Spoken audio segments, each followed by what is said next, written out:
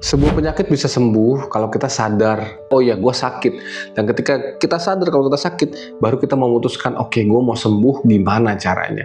Dan ketika kita sadar kalau kita sakit, kita pasti akan mengusahakan gimana caranya untuk sembuh, kita cari caranya gimana untuk sembuh, kita pergi ke dokter mana, kita pergi cari obat apa, atau mungkin kita merubah hidup kita, biar hidup kita menjadi lebih sehat, makan makanan yang lebih baik. Itu ketika kita sadar kalau kita sakit. Tapi kalau kita nggak sadar kita sakit, dan suatu hari ada orang yang ngasih tahu ke kita, ternyata lu sakit ini loh. Kalau kita nggak bisa dikasih tahu, kita nggak akan bisa sembuh selamanya dari penyakit ini. Memang terkadang-kadang seperti itu. Seringkali yang kita rasakan, seringkali kita nggak tahu apa yang terjadi dalam diri kita sendiri ya. Seringkali kita butuh orang lain, teman, pasangan, orang tua, sahabat yang harus memberitahu kita bahwa ada something wrong dengan kita.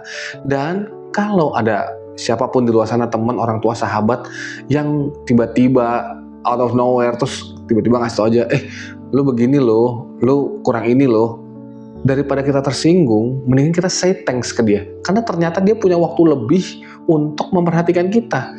Masalahnya banyak orang di luar sana yang ketika dikasih tahu, di approach sama saudaranya, orang tuanya, sahabatnya, dan dikasih tahu, mereka langsung tersinggung. Padahal orang ini pun memberitahu dengan maksud yang baik. Oke, mungkin memang kadang-kadang caranya kurang baik, terutama dari segi orang tua ya. Banyak dari orang tua yang cara menyampaikan ke anaknya, apalagi kalau anaknya udah remaja, dewasa, atau mungkin sudah berkeluarga, itu menyampaikannya kayak kurang enak, ketus gitu kan. Tapi di sisi lain kita harus mengerti juga bahwa at least mereka mau kasih tahu kita. Kalau mereka nggak mau kasih tahu kita, berarti ya memang mereka nggak sayang sama sekali. Dan bahkan mereka nggak peduli sama sekali dengan kita.